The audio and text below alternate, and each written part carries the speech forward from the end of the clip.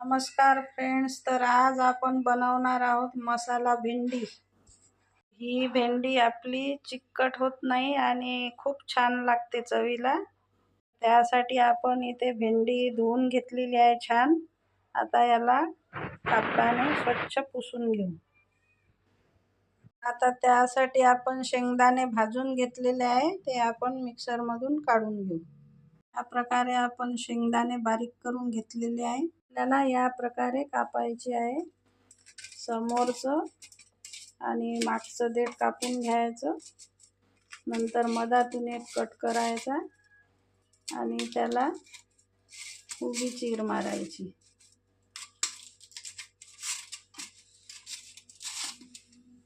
बघा, या प्रकारे सगळ्या भेंडी आपण कट करून घेऊ।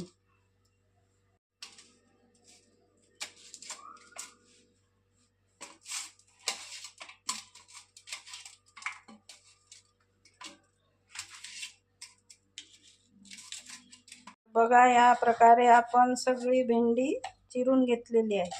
ही भेंडी अजिबात चिकट होणार नाही आणि जे पण भेंडी खात नाही त्यांना आवडत नाही, तर या प्रकारे तुम्ही जर भेंडी बनवली तर सगळेच खातील आणि आवडीने खातील। त्यासाठी आपण एक कांदा कट करून घेऊ, टमाटर चिरून घेऊ, लसूण पण वाटून घेतलेली आहे, कोथिंबीर। या भेंडीमध्ये आपण थोडे मसाले ॲड करून घेऊ। थोडंसं शेंगदाण्याचं कूट, थोडीशी हळद, थोडीशी चटणी, मसाला, धनेपूड, थोडंसं मीठ।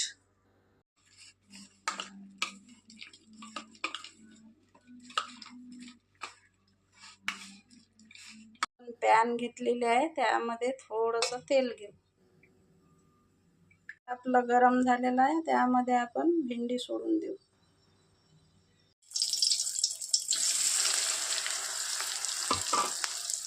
त्याला छान मिक्स करून घेऊ।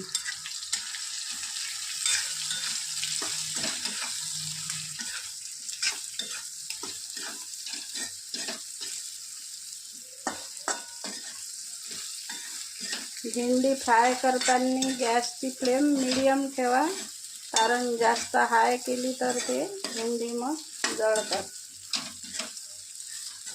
आणि त्याचा कलर पण वेगळा येतो मग।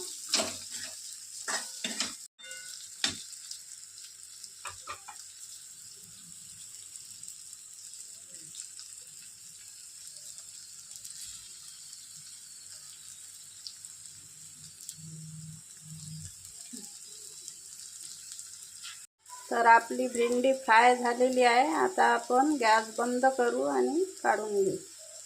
तर आता त्याच पॅनमध्ये आपण तेल टाकून घेऊ आणि त्याला फोडणी देऊ। तेलात आपण राई जिरं टाकून घेऊ।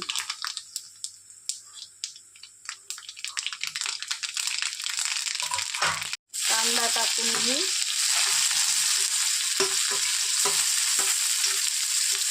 यामध्ये लसणाची पेस्ट टाकू।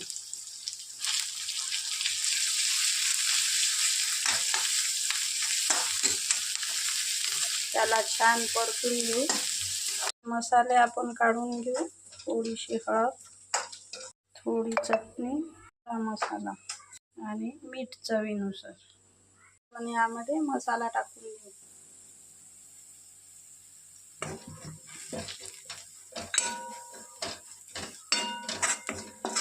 त्यामध्ये टोमॅटो टाकून घेऊ।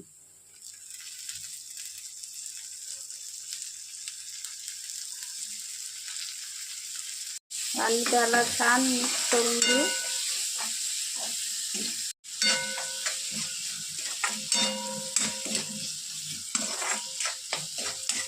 टोमॅटो आपले झालेले आहे। आता आपण यामध्ये फ्राय केलेली भेंडी टाकू।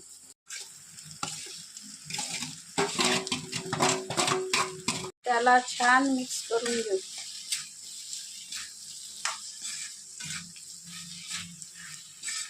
थोडं आणखी शेंगदाण्याचं कूट टाकू वरून। त्याला मिक्स करून घेऊ। आता आपण यामध्ये कोथिंबीर टाकून घेऊ।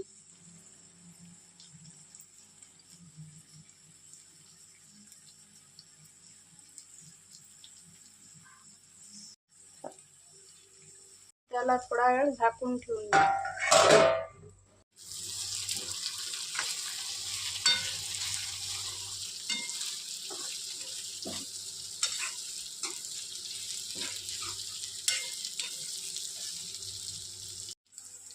तर बघा आपली भेंडी तयार झालेली आहे. चमचमीत भेंडी तयार झालेली आहे आणि याचा कलर पण हिरवागार आहे, कलर पण चेंज झालेला नाही आहे. तर गॅस आता आपण बंद करून देऊ. तर तुम्ही बघू शकता आपली भेंडी मसाला किती छान तयार झालेली आहे आणि चमचमीत भेंडी मसाला तयार झालेला आहे. तर एक वेळ नक्की ही रेसिपी ट्राय करून बघा. आवडल्यास नक्की शेअर करा, कमेंट्स करा आणि माझ्या चॅनलला सबस्क्राईब करा. धन्यवाद.